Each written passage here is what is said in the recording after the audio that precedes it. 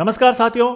साधना का दीपले निष्कंप हाथों बढ़ रहे निज ध्येय साधक पथ पर निरंतर। आपकी जो पढ़ाई है वो आपकी साधना है और आपकी सफलता की जो सबसे बड़ी कहानी है वो है आपकी निरंतरता, आपकी रेगुलरिटी। स्वागत है आप सभी मित्रों का मेरे साथ यूथ एजुकेशन पर। आप सभी मित्रों ने पिछले सेशंस में ढेर सारा प्यार दिया, ढेर सारा स्नेह दिया, इसके लिए आप सभी का बहुत धन्यवाद। आपका स्नेह, आपका प्यार इसी तरह से लगातार मिलता रहे। आज की सेशन में जूनियर अकाउंटेंट के पेपर 2 का जीएफ&आर के बारे में हम लोग डिस्कस करेंगे। जैसा कि आप लोग थंबनेल में देख चुके हैं, चैप्टर 2 के जितने भी एमसीक्यूज है वो आज इस डिस्कशन करने वाले हैं। तो अपने मित्रों के साथ इस सेशन को शेयर कर दीजिएगा और हाँ, चैनल को जरूर जरूर जरूर सब्सक्राइब कर लीजिएगा मित्रों। तो देखिए, चैप्टर 2 जो वित्तीय प्रबंधन एवं नियंत्रण की जो प्रणालियां थी उसके सारे एमसीक्यू। तो उससे पहले मैं आपको शुरू करें उससे पहले जानकारी के लिए बता देता हूं मित्रों, यूथ एजुकेशन टेलीग्राम चैनल और यूट्यूब पर, टेलीग्राम चैनल पर इन सारे सेशंस की पीडीएफ आ चुकी है। यूट्यूब पर आपके लिए एक अलग से प्लेलिस्ट बना दी गई है। प्लेलिस्ट में junior accountant GFR complete video course आपके Arjun sir, by Arjun sir के नाम से हैं। ये सारे वीडियोज आ चुके हैं। इन सारे वीडियोज को सिलसिलेवार बनाया गया, कैसे पढ़ें, फिर जीएफ&आर का चैप्टर 1 उसके सारे एमसीक्यूज, फिर चैप्टर 2 और उसके बाद चैप्टर 2 के एमसीक्यूज, इस तरह से। और इन सब की पीडीएफ आपको हमारे टेलीग्राम चैनल यूथ एजुकेशन पर अवेलेबल करवा दी है। आपको जितना भी टाइम बचा है आपके पास, उसमें नोट्स बनाने की आवश्यकता नहीं है, नोट्स के फॉर्मेट में ही है।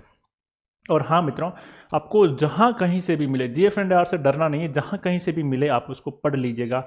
बहुत छोटा सब्जेक्ट है। आपका जो एक मन में जो भय है ना कि जीएफ&आर क्या होगा क्या नहीं होगा, जो आपका खुद का एक औरा बनाया गया, वो तोड़ दीजिएगा। आपको यूट्यूब के किसी प्लेटफॉर्म से, किसी टेस्ट सीरीज से या कहीं और से, किसी बुक से अगर जीएफ&आर मिलता है तो जितने टाइम आप उसका रिवीजन कर सकते हैं आप रिवीजन करिएगा। और इस पूरी प्लेलिस्ट को आप जरूर देखिएगा, आपको यहाँ से बहुत सारे फायदे होने वाले हैं।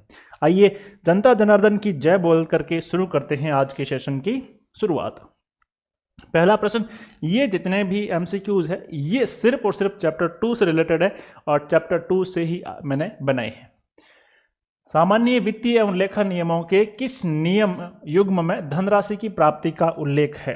पहली बात कही गई है किस नियम युग्म में आपकी धनराशि की प्राप्ति का उल्लेख है। धनराशि की प्राप्ति का उल्लेख है नियम 5, 6, 7 या नियम 14, 15, 16 या नियम 21, 22, 23 या नियम 8, 9, 10। मित्रों राइट आंसर है नियम 5, 6, 7। एक एक के बारे में डिस्कस करते हैं। वैसे डिटेल से देखने के लिए आप प्लेलिस्ट में जाइए, वहां से देखिए। नियम 5 कहता है कि सरकारी धनराशि का व्यय जो है वो अविलंब रूप से सरकारी खातों में लाया जाए, यानी सरकारी खातों में उनको लिखा जाए। नियम जो 6 कह रहा है कि कौन सा धन संचित निधि में जमा होने वाला है और कौन सा धन लोक लेखा निधि में जमा होने वाला है, इसका निर्धारण करके जल्दी से इनका लेखांकन कर दीजिएगा। और नियम जो 7 कह रहा है मित्रों, वो जो इसकी सूचना है, लेखांकन करके इसकी सूचना अपने वरिष्ठ अधिकारी को दे दीजिएगा। तो ये जो मित्रों आपको नियम 5, 6, 7 कह रहे हैं, ये सरकारी धनराशि की प्राप्ति का उल्लेख इसमें किया गया है। बहुत अच्छा सवाल है। यहाँ से एग्जाम में आपको बहुत सारे सवाल मिलेंगे। और हाँ, आगे आने वाले दिनों में मैं आपके लिए जो पिछली भर्ती का जीएफ&आर का पेपर था वो भी यहाँ पर यूट्यूब पर सॉल्व करवाने वाला हूँ। पिछली भर्ती में 2 पेपर हुए थे। पहली बार जो पेपर हुआ फिर वो रद्द हो गया था, फिर फॉर्म रीओपन हुए, फिर से दोबारा से पेपर हुए थे। तो दोनों बार जो एग्जाम हुए, उन दोनों बार में जीएफ&आर के जितने भी सवाल आए हुए थे उन सारे सवालों को मैं आपको यहाँ पर हल करवाने वाला हूँ और उसका एक सेशन भी लेकर के आने वाला हूँ। अगला सवाल है, कोषागार से धन निकालने के लिए सामान्य सिद्धांतों का उल्लेख सामान्य वित्तीय उल्लेखन नियम के किस नियम में है? मित्रों इस प्रश्न को आप इंपॉर्टेंट लगा लीजिएगा। कोषागार से धन निकालने के सामान्य सिद्धांतों का उल्लेख, कोषागार से धन निकालने के सामान्य सिद्धांतों का जो उल्लेख है मित्रों, वो आपके नियम 8 में है। नियम 8 में है। और सामान्य सिद्धांतों की यदि हम बात करें तो कुल कितने सिद्धांत है? सामान्य 3 सिद्धांत है। कितने सिद्धांत है मित्रों? 3। कि जब आपका जो है निवेश करने की इच्छा हो और इसके लिए आप ट्रेजरी से पैसा निकाल रहे हो तो ये गलत है। बजट लैप्स हो जाए और इसके लिए आप धन निकाल रहे हो तो ये भी गलत है। और यदि भुगतान तुरंत आवश्यक हो तो ही आपको विड्रॉ करना चाहिए। ये तीनों नियम मित्रों आपके नियम 8 में लिखा गया है। नियम नंबर 8 कोषागार से धन निकालने के सामान्य सिद्धांत, और ये आपके कोषागार से धन निकालने के सामान्य सिद्धांत है। सामान्य वित्तीय एवं लेखा नियम GF&AR नियम 8 के अनुसार राजकोष से धनराशि निकालने के सिद्धांतों से संबंधित कौन कौन से कथन सत्य है। मित्रों यहां देखिए, किसी भी प्रश्न के अंत में आपको बहुत सारे वर्ड ऐसे मिलेंगे जो एग्जाम में प्रश्नों की जो परिभाषा है उसको सही से आपको समझने में हेल्प करेंगे। जैसे कौन सा युग्म संगत है, कौन सा युग्म असंगत है, सही कथनों की पहचान कीजिएगा। तो प्रश्न को सही से समझना आपकी पहली प्राथमिकता होनी चाहिए। अभी हमने जिसकी व्याख्या की वही प्रश्न आ गया है। सामान्य वित्तीय एवं लेखा नियम GF&AR के नियम 8 के अनुसार राजकोष से धनराशि निकालने के सिद्धांतों से संबंधित कौन सा या कौन कौन से कथन सत्य है। हमें सही कथनों की पहचान करनी है कि कौन कौन से जो कथन दे रखे हैं वो सत्य है। सत्य कथनों की पहचान हम लोगों को करनी है। नंबर 1, निवेश के लिए सरकारी धनराशि राजकोष से निकाली नहीं जानी चाहिए या नहीं निकाली जानी चाहिए। निवेश करने के लिए, इन्वेस्टमेंट करने के लिए, आप लोगों को ये पता लगे कि हमारे सरकारी कार्यालय में, ट्रेजरी में हमारे जो हेड है उसमें इतना फंड पड़ा है, क्यों न हम इसको इन्वेस्टमेंट कर दें। तो भैया ऐसा करने के लिए आप सरकारी धनराशि का उपयोग नहीं कर सकते। राजकोष से निधियां तभी आहरित की जाएगी यानी तभी विड्रॉ की जाएगी जब तुरंत भुगतान करना आवश्यक हो। ये भी हमने देखा था। तो ये दोनों जो कथन है ये अभी तक के हिसाब से सही है। बजट लैप्स हो जाएगा, इसके बचाने के लिए राजकोष से धनराशि निकाली जानी चाहिए। तो ये भी कथन सही है। तो सही कथनों का जो युग्म है वो उपयुक्त डी इसका राइट आंसर होगा, क्योंकि दिए गए सारे कथन सही है। और ये क्या है, ये धन निकालने के सामान्य सिद्धांत है। राजकोष से धन निकालने के लिए सामान्य सिद्धांत है, और इन सिद्धांतों की व्याख्या की गई है आपके नियम 8 में। इस 4K पैनल की PDF मित्रों में हमारे YouTube इसमें टेलीग्राम चैनल यूथ एजुकेशन पर अवेलेबल करवा दूंगा। पिछले जितने भी सेशन आए हैं उन सब की 4K पैनल की PDF आपको इस टेलीग्राम चैनल पर अवेलेबल करवा दी गई है। वहां जाकर के आप इसको पढ़ सकते हैं, अपने फ़ोन में सेव कर सकते हैं। इस क्लास की भी PDF आपको यहाँ पर मिल जाएगी। तो ये इसका राइट आंसर हुआ। आगे बढ़ते हैं। कौन सा युग्म असंगत है, यहाँ से आपको फिर से देखना है कि आपको कौन सा युग्म जो सही मैच नहीं कर रहा है उसको छांटना है। एक तरफ आपको नियम दे रखे हैं, दूसरी तरफ नियमों का प्रावधान दे रखा है। नियम 7 कहता है लोक निधि का निर्धारण, संग्रहण एवं नियंत्रण। ये नियम तो बिल्कुल सही है, क्योंकि नियम 7 में ही ये कही गई है कि लोक निधि का निर्धारण, संग्रहण और नियंत्रण करके उसका लेखांकन करके उसकी सूचना जो है वो अपने वरिष्ठ अधिकारी को दे दी जाए। नियम 9 लोक निधि में व्यय करने की शर्तें, ये भी लिखी गई है। ये भी राइट आंसर है, क्योंकि लोक निधि में से केवल उन्हीं धन को व्यय किया जा सकता है जिनका उल्लेख बजट में है। नियम 10 वित्तीय औचित्य के सिद्धांतों का है, तो ये भी बिल्कुल सही कही गई है। तो प्रश्न कह रहा है कि कौन सा युग्म असंगत है। नियम 8 को अभी हमने अच्छे से पढ़ा। आहरण एवं वितरण अधिकारी DDO जो है वो इसमें नहीं है। DDO का जो है वो है नियम 3 में, GF&AR के चैप्टर 1 के नियम 3 में DDO का उल्लेख है। तो इस हिसाब से आपका राइट आंसर कौन सा हुआ मित्रों, क्योंकि प्रश्न में जो पूछा गया है कि कौन सा युग्म असंगत है, तो नियम 8 वाला युग्म असंगत है। नियम 8 में क्या बात लिखी गई है? नियम 8 में लिखा गया है कोषागार से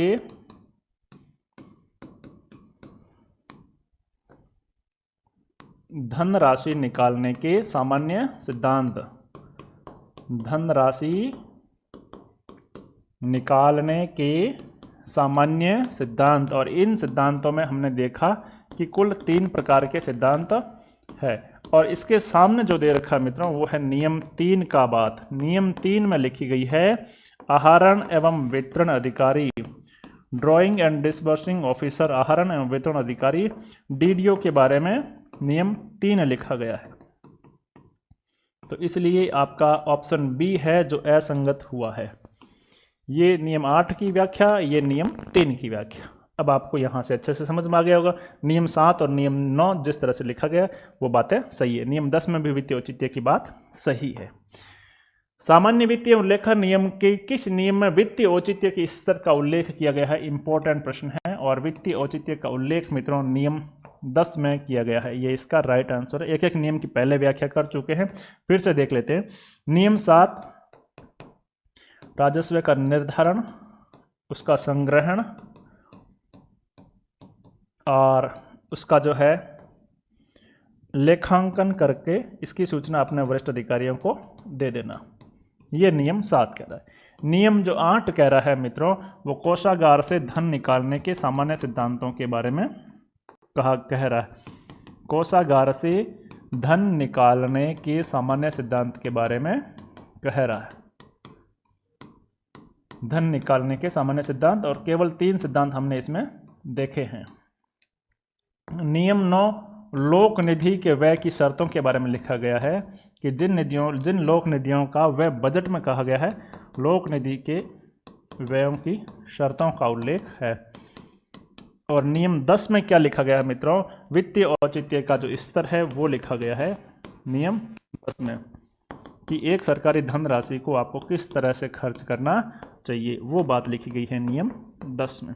तो इस प्रश्न का राइट आंसर क्या होगा, क्योंकि प्रश्न में क्या पूछा है, वित्तीय औचित्य के बारे में पूछा है कि वित्तीय औचित्य का जो स्तर है वो किस में उल्लेखित है, तो वो नियम 10 में उल्लेखित है।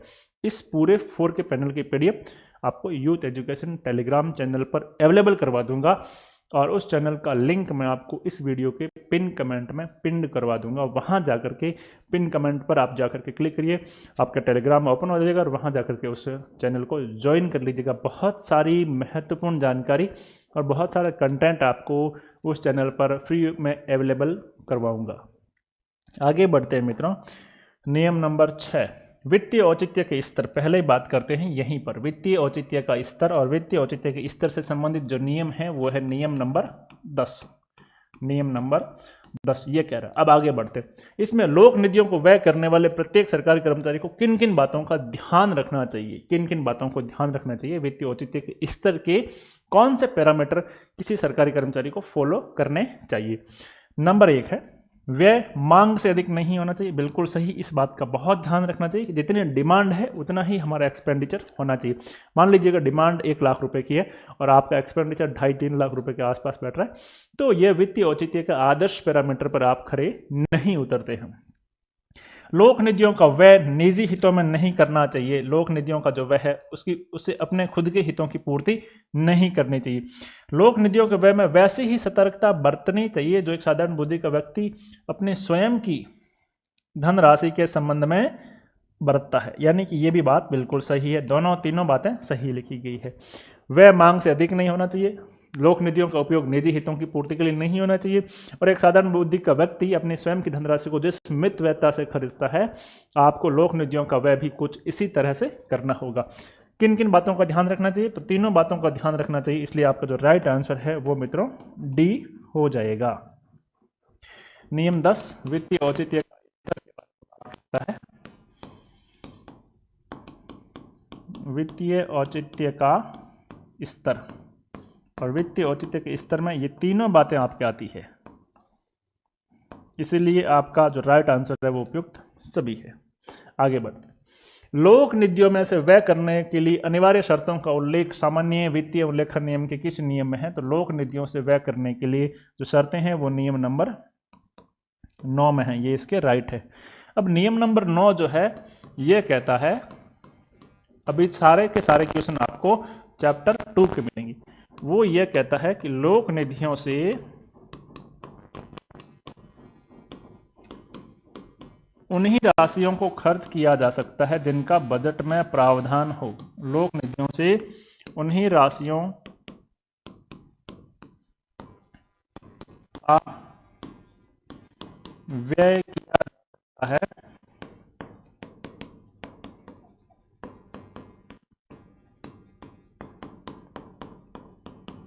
जिनका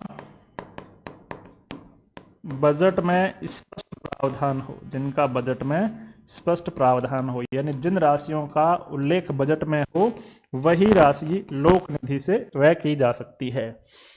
नियम 5, 6, 7 ये तो थी राजकोष में जमा करवाने वाली। नियम 8 था राजकोष से धन निकालने के सामान्य सिद्धांत, और नियम 9 इस प्रश्न के उत्तर की पूर्ति करता है। आगे बढ़ते, GR19 नहीं है मित्रों, यहां पर आपको देखना है G819 है। गवर्नमेंट एनेक्सर जो 19 है उसका संबंध किससे है, और इस प्रश्न को आपको इंपॉर्टेंट लगा लेना है।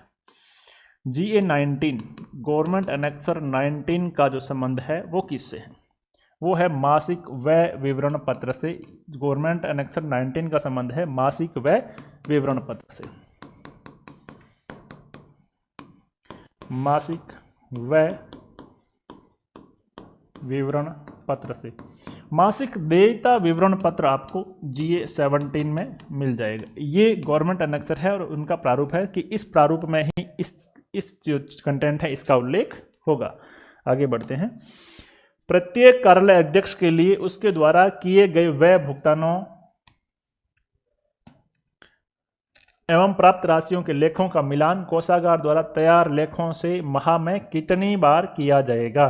तो प्रत्येक माह में 2 बार किया जाएगा और 2 बार करके उसका प्रमाण पत्र, ऐसा मिलान करने का एक प्रमाण पत्र जारी करेगा और प्रमाण पत्र माह में 2 बार जारी करेगा। हर 15 दिन में 1 बार इसका पुनर्मिलान जरूरी।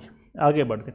अनियमितताओं, छिजत, हानि एवं छल के प्रति आंतरिक जांच का उल्लेख GF&DR की किस नियम है? इस प्रश्न को आप इंपॉर्टेंट लगा लो।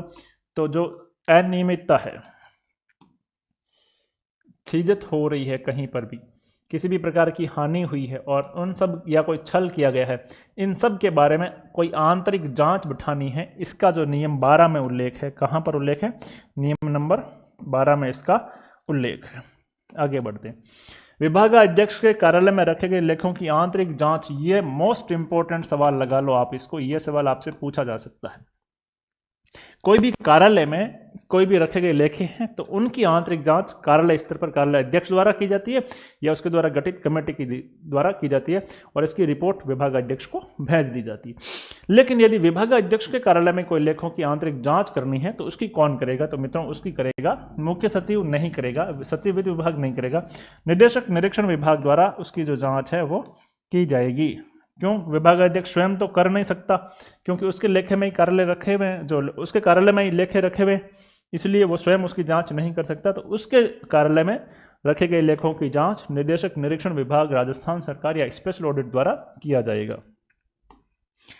GF&DR के किस नियम में अविलंब भुगतान किए जाने का प्रावधान है? अविलंब भुगतान किए जाने का प्रावधान मित्रों नियम नंबर 13 में है।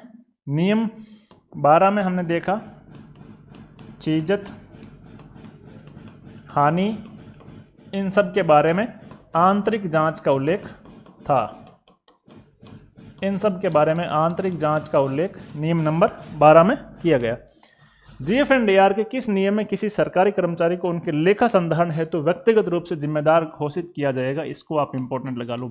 कोई भी कार्यालय में सरकारी लेखा रखने वाला कोई व्यक्ति है और उन लेखों के सही होने के बारे में व्यक्तिगत जिम्मेदारी है, इसके बारे में कहा गया है नियम नंबर 14 में। और यदि कोई प्रमाण पत्र है, नियम 14 सरकारी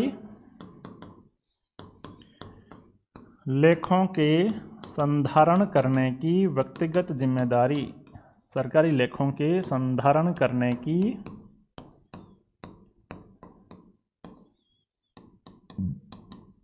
व्यक्ति सह जिम्मेदारी, पर्सनल रेस्पॉन्सिबिलिटी।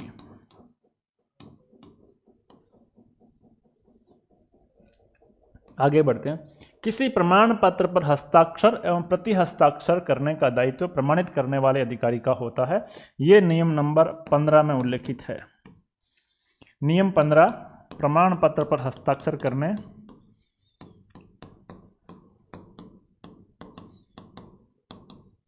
और प्रति हस्ताक्षर, यदि आप कोई हस्ताक्षर है उसके ऊपर आप उसको सर्टिफाइड करते हैं तो भी उसके लिए आप व्यक्तिगत रूप से जिम्मेदार है। नियम जो 14 है वो लेखों के संधारण के संबंध में, लेखों के संधारण के संबंध में व्यक्तिगत जिम्मेदारी या व्यक्तिगत उत्तरदायित्व की बात करता है। आगे बढ़ते हैं। असंगत युग्म का आपको चयन करना है। पहले प्रश्न को ध्यान से देखो, कौन सा युग्म असंगत है इसके बारे में आपको ध्यान से देखना। नियम 11 व्यय का नियंत्रण। नियम 13 भुगतान में विलंब नहीं किया जाए, ये तो नियम सही है। नियम 12 हस्ताक्षर एवं प्रति हस्ताक्षर की जिम्मेदारी। नियम 11 चिजित हानि के प्रति आंतरिक जांच। अब इसमें से आपको जो है असंगत युग्म का जो चयन है वो करना है। तो देखिए हस्ताक्षर एवं प्रति हस्ताक्षर करने की जो जिम्मेदारी है वो है आपकी नियम नंबर 15 में। अभी हमने देखा था किसमें है, नियम नंबर 15 में। इसलिए आपके इस प्रश्न का राइट आंसर क्या हो जाएगा, सी इस प्रश्न का राइट आंसर हो जाएगा। विभागीय अधिकारियों के दायित्वों का उल्लेख जीएफएनडीआर के नियम नंबर 16 में किया गया है, ये इसका राइट आंसर है।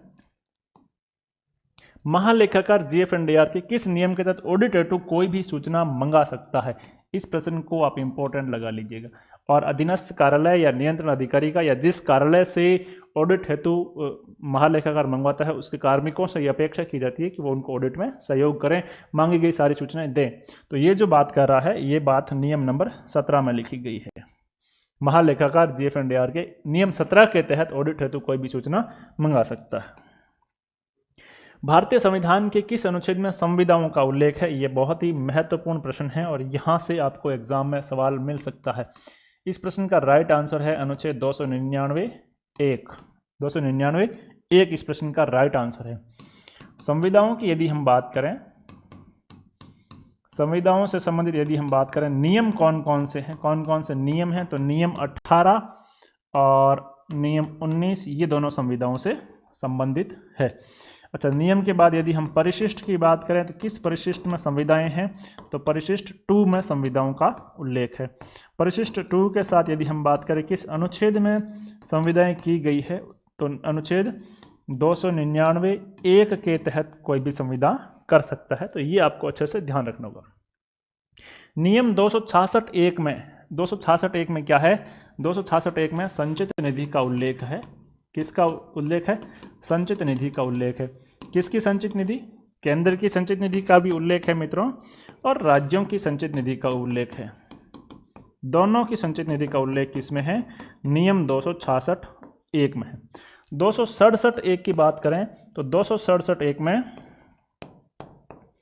केंद्र की आकस्मिक निधि का उल्लेख है। केंद्र की आकस्मिक निधि का उल्लेख है कहाँ पर, 267(1) में। और 267(2) में किसी भी राज्य की आकस्मिक निधि का उल्लेख है। किसी भी राज्य की आकस्मिक निधि का उल्लेख है। तो ये इस प्रश्न में आपको अच्छे से पता चल गया होगा। आगे बढ़ते हैं, जीएफएनडीआर के किस परिशिष्ट में संविदाओं को विनिर्दिष्ट किया गया है, तो अभी देखा हमने परिशिष्ट 2 में संविदाओं को विनिर्दिष्ट किया गया है। परिशिष्ट 1 में क्या रखा गया है, परिशिष्ट 1 में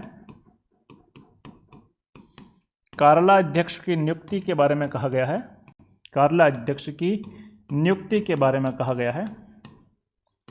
परिशिष्ट 2 में संविदाओं का उल्लेख किया गया है।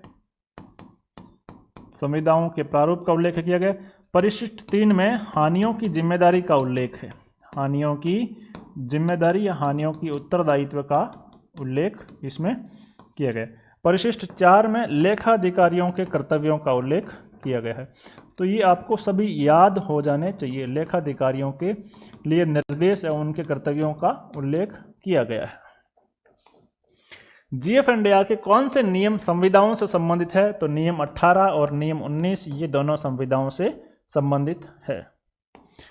कितने रुपए के मूल्य से अधिक की हानि की सूचना महालेखाकार को भिजवाना आवश्यक है। यदि हानियों की बात करें तो कम से कम इतने रुपए से अधिक की हानि होनी चाहिए। वो मूल्य कितना है जिसकी सूचना महालेखाकार को भिजवाना जरूरी है, तो वो मित्रों मूल्य है ₹2000।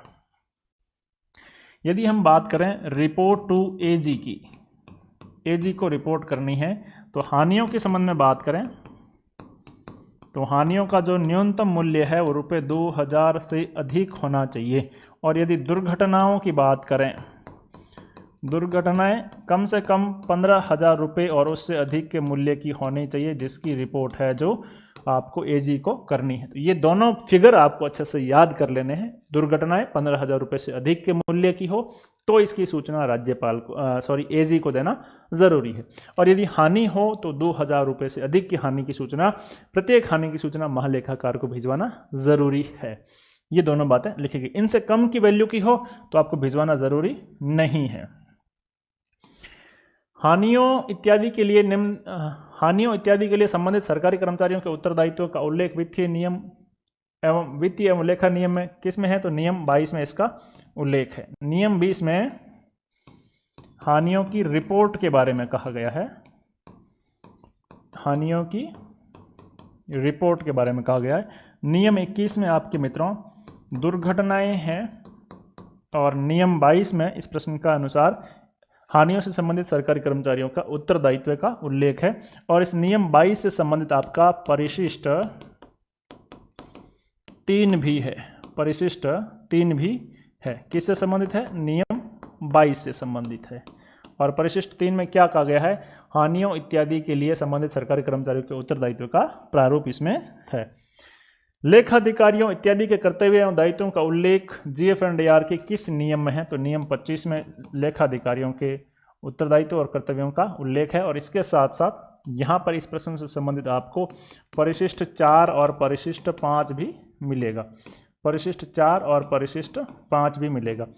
4 में जो राज्य सेवा के लेखाधिकारी है उनके लिए, राज्य सेवा के जो लेखाधिकारी है उनके लिए निर्देश के बारे में बात करिए। और परिशिष्ट 5 में आपको अधीनस्थ सेवा के, जिसकी आप तैयारी कर रहे हो उसके लिए अधीनस्थ सेवा के लेखाधिकारियों को, आपको पता है आप बनोगे जूनियर अकाउंटेंट, हाँ डेफिनेटली बनोगे। फिर आपका प्रमोशन होगा AAO सेकंड में, फिर आप AAO सेकंड के बाद बनोगे AAO फर्स्ट, और उसके बाद आप बनोगे RACS। और ये जो RACS होता है RS की भर्ती से भी आता है और आपके डिपार्टमेंट से प्रमोशन होकर के भी बनता है। तो RACS के लिए जो परिशिष्ट है वो 4 है और इन सब के लिए जो परिशिष्ट है वो 5 नंबर उल्लेखित है। ये बात आपको नियम 25 से पता चल रही। कौन सा युग्म असंगत है? और यहाँ से आपको फिर से देखना है कि कौन सा युग्म जो है दिया गया है उसमें से सही मैच नहीं कर रहा है। एक तरफ आपको नियम दे रखे हैं, एक तरफ आपको विषय दे रखे हैं। नियम 26 वित्तीय हानियों के प्रत्यायोजन के बारे में कहा गया है। तो हाँ बिल्कुल सही बात है, वित्तीय हानियों का प्रत्यायोजन नियम 26 में है। और पिछली बार यहाँ से एक बात निकल करके आई थी, ये इसका वॉल्यूम 3 में है, भाग 3 में किया गया। नियम 23 हानियों का अपलेखन की बात कर रहा है। यदि हानि प्राकृतिक कारणों से हुई हो तो हानियों का अपलेखन किया जा सकता है, अदरवाइज नहीं। केस निकालने और केस देने के संबंध में किसी भी प्रकार की हानि का अपलेखन नहीं किया जाएगा। हानियों के लिए उत्तरदायित्व नियम 22 में किया गया, बिल्कुल सही है। दुर्घटनाएं, दुर्घटनाएं मित्रों नियम 21 में है। और नियम 20 में क्या है? हानियों की रिपोर्ट के बारे में कहा गया है। हानियों की रिपोर्ट के बारे में नियम 20 में कहा गया है। तो इस प्रश्न का पूछा क्या गया है? प्रश्न में ये पूछा गया कि कौन सा युग्म असंगत है। तो ये जो इसका है राइट आंसर है, ये इसका युग्म असंगत है। यदि आपको मज़ा आ रहा है, आनंद आ रहा है, आपको लग रहा है कि हमारे लिए बहुत ही काम की चीज़ है, तो सेशन को लाइक ज़रूर करें। ये सारी मेहनत आप लोगों के लिए ही की जा रही है। और चैनल को सब्सक्राइब ज़रूर कर लें। आज का हमारा आखिरी प्रश्न है, हानियों के व्यक्तिगत उत्तरदायित्व ठहराने के संबंध में विस्तृत निर्देश किस परिशिष्ट में है? तो परिशिष्ट 3 में इनके विस्तृत निर्देश है। यदि हम अलग अलग बात करें, परिशिष्ट 1 की बात करें तो परिशिष्ट 1 में कार्यालय के अध्यक्ष की नियुक्ति की बात कही गई है। कार्यालय अध्यक्ष की नियुक्ति के बारे में परिशिष्ट 1 में लिखा गया है। परिशिष्ट 2 संविदाओं से संबंधित है, 2 में संविदाएं का प्रारूप है। परिशिष्ट 3 में हानियों के लिए व्यक्तिगत उत्तरदायित्व। परिशिष्ट 4